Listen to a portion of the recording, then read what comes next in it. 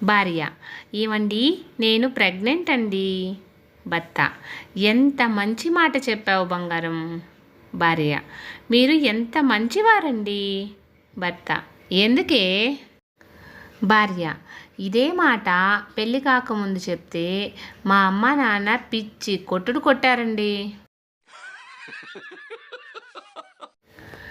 ఇంటి బయట నిలబడి ఒక బాబాజీ గట్టిగా అరిచాడు: ఓ సోదరి, బాబాజీకి ఆకలిగా ఉంది, కాస్త భోజనం పెట్టి పుణ్యం కట్టుకో తల్లి అని.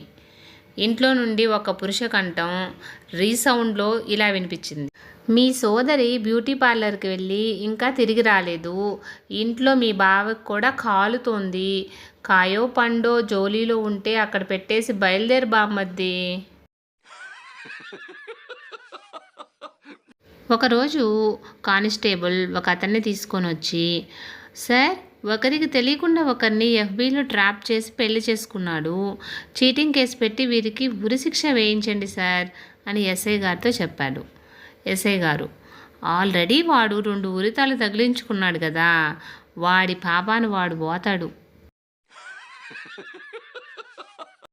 మామగారు: అల్లుడు, ఎన్నిసార్లు ఫోన్ చేసినా అమ్మాయి ఫోన్ తీయదే.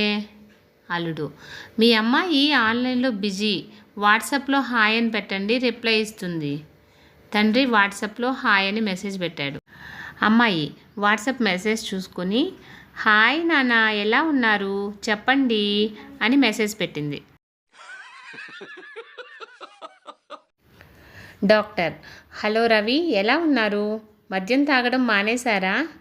రవి: మానేశాను డాక్టర్, ఎవరైనా బాగా బతిమలాడితే అప్పుడు మాత్రమే తాగుతున్నా.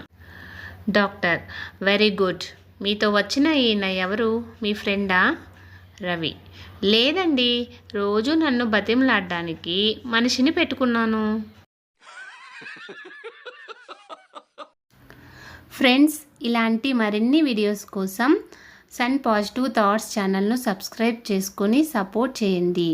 వీడియో నచ్చితే లైక్ చేసి షేర్ చేయండి.